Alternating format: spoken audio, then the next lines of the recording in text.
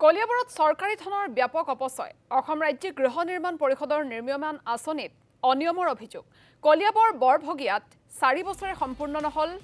সদ্ভাৱনা মণ্ডপ 1,46,00,000 টকা অনুদানেৰে নিৰ্মাণ কৰা ভৱনটো অৰ্ধনিৰ্মিত হৈ থকাত সৃষ্টি হৈছে প্ৰতিক্ৰিয়াৰ কাম সম্পূৰ্ণ নকৰাকৈ বিভাগীয় ঠিকাদাৰে পলায়ন কৰাত হাবি জংঘলত সোমাই পৰাত অৰ্ধনিৰ্মিত ভৱনটো আৰু এই সন্দৰ্ভত আমাক সবিশেষ জনাব তপন শইকীয়াই হয় নিৰ্মাণ সম্পূৰ্ণ নহওঁতে এতিয়া পৰিত্যক্ত ৰূপ ধাৰণ কৰিছে এটা 1.5 কোটি টকীয়া ভৱনে এই মুহূৰ্তত মই উপস্থিত আছো কলিয়াবৰৰ বৰভগীয়াত আৰু কলিয়াবৰৰ বৰভগীয়াত 2021 চনত কেন্দ্ৰীয় চৰকাৰৰ MSDP আঁচনিৰ অধীনত এই ভৱনটোৰ নিৰ্মাণ কাৰ্য আৰম্ভ কৰা হৈছিল 1,46,00,000 টকাৰ ব্যয় সাপেক্ষে সদ্ভাৱনা মণ্ডপৰ এই ভৱনটোৰ নিৰ্মাণ কাৰ্য আৰম্ভ কৰা হৈছিল কিন্তু আজিৰ তাৰিখত দেখিবলৈ পোৱা গৈছে যে এই ভৱনটো নিৰ্মাণ সম্পূৰ্ণ নোহোৱাকৈ এতিয়া হাবি জংঘলৰে আৱৰি ধৰা পৰিলক্ষিত হৈছে আৰু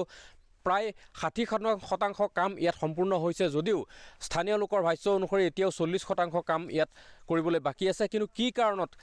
নিৰ্মাণ কাৰ্য আধাতে বন্ধ কৰিব লগা হ'ল বা কিয় বন্ধ হৈ পৰিল সেয়া কিন্তু এক ৰহস্যৰ বিষয় হৈ পৰিছে এই মুহূৰ্তত ভিডিঅ' জাৰ্নেলিষ্ট প্ৰণৱে দেখুৱাই আছে যে 1,46,00,000 টকাৰ ব্যয় সাপেক্ষে নিৰ্মিত এইটো এটা সদ্ভাৱনা মণ্ডপ কেন্দ্ৰীয় চৰকাৰৰ MSDP আঁচনিৰ অধীনত এই সদ্ভাৱনা মণ্ডপৰ নিৰ্মাণ কাৰ্য আৰম্ভ হৈছিল 2021 চনৰ ফেব্ৰুৱাৰী মাহত স্থানীয় বিধায়ক তথা মন্ত্ৰী কেশৱ মহন্তই এই নিৰ্মাণ কাৰ্যৰ শুভাৰম্ভ কৰিছিল কিন্তু আজিৰ তাৰিখত এই নিৰ্মাণ সম্পূৰ্ণৰূপে স্তব্ধ হৈ আছে নিৰ্মাণ আধৰুৱাকৈ এৰি ঠিকাদাৰ গোষ্ঠী বৰ্তমান ইয়াত দেখিবলৈ পোৱা হোৱা নাই আৰু এতিয়া এই ভৱনটো হাবি জংঘলৰে পৰিপূৰ্ণ হৈ এটা পৰিত্যক্ত ৰূপ ধাৰণ কৰা পৰিলক্ষিত হৈছে স্থানীয় এজন লোক আছে আমি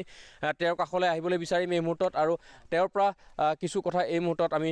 জানিবলৈ বিচাৰিম ভিডিঅ' জাৰ্নেলিষ্ট প্ৰণৱে দেখুৱাইছে চাওক কি ধৰণে হাবি জংঘলে এতিয়া এই গোটেই ভৱনটো আৱৰি ধৰিছে ইয়াৰ ভিতৰলৈ সোমোৱাৰ আচলতে পথ নাইকিয়া হৈছে বা ভিতৰলৈ সোমাব পৰা অৱস্থা বৰ্তমান নাইকিয়া হৈছে নিৰ্মাণ কাৰ্য সম্পূৰ্ণ নহওঁতেই এক প্ৰকাৰ পৰিত্যক্ত হৈ পৰিছে স্থানীয় এজন লোক আছে আমি তেওঁৰ কাষলৈ আহিব বিচাৰিম আৰু যিহেতু 4 বছৰ সম্পূৰ্ণ হৈ গ'ল নিৰ্মাণ কাৰ্য আৰম্ভ হোৱা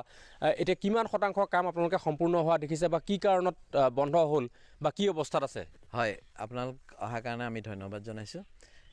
এইটো আজি 4 বছৰ ধৰি পৰিত্যক্ত অৱস্থাতে আছে MSDP আঁচনিৰ অধীনত এই কামটো 2021 চনৰ ফেব্ৰুৱাৰী মাহতে স্থানীয় বিধায়ক তথা মন্ত্ৰী কেশৱ মহন্ত ডাঙৰীয়াই আধাৰশিলা স্থাপন কৰিছিল আমি ভাবিছিলোঁ অতি সোনকালে এটা সুন্দৰ প্ৰকল্প আমাৰ ৰাইজৰ কাৰণে উৎসৰ্গিত হ'ব আৰু খুব সোনকালে এইটো এই বৃহত্তৰ অঞ্চলৰ ৰাইজে এটা সুবিধা গ্ৰহণ কৰিব পাৰিব বিভিন্ন সুবিধা ইয়াত আছিলে নাটক চাটক কৰিবৰ কাৰণে ইয়াত আছিলে গ্ৰীণ ৰুমৰ ব্যৱস্থা আছিলে থকাৰ ব্যৱস্থা আছিলে গেষ্ট ৰুম আছিলে এটা খেলিবৰ কাৰণে এখন বেডমিণ্টন কোৰ্টো বনোৱাৰ ভিতৰতে ইনডোৰ গেম হিচাপে তাতো বা টেবুল টেনিছ খেলিবলৈ সুবিধা আছিলে সকলো সুবিধা আছিলে কিন্তু কি কাৰণত নাজানো 50% কাম কৰাৰ পিছতে ঠিকাদাৰজনে ছমাহ কিন্তু তেওঁ খুব সুন্দৰভাৱে কামটো কৰিলে প্লাষ্টাৰো কৰিলে কিন্তু বাকী কামখিনি প্ৰায় 50-60% কাম কৰাৰ পাছত তেওঁ হঠাৎ কামটো বন্ধ কৰি দিলে তাৰপিছত আমি বহুতবাৰ বিভাগীয় কৰ্তৃপক্ষকো এইটো দৃষ্টিগোচৰ কৰিছিলোঁ কিন্তু তেওঁলোকে এইটোত খুব বিশেষ কোনো গুৰুত্ব নিদিলে ঠিকাদাৰজনকো আমি আমাৰ ৰংঘৰ কমিটিৰ তৰফৰ পৰা বাৰে বাৰে আমি তেওঁক জনোৱাৰ ফলত তেওঁ কিন্তু কোনো ফোনো ৰিচিভ নকৰে তেওঁ ইয়ালৈ নাহেও গতিকে এই বস্তুটোৱে আমাৰ এতিয়া মানে ভালুকৰ হাঙিৰ নিচিনা হ'ল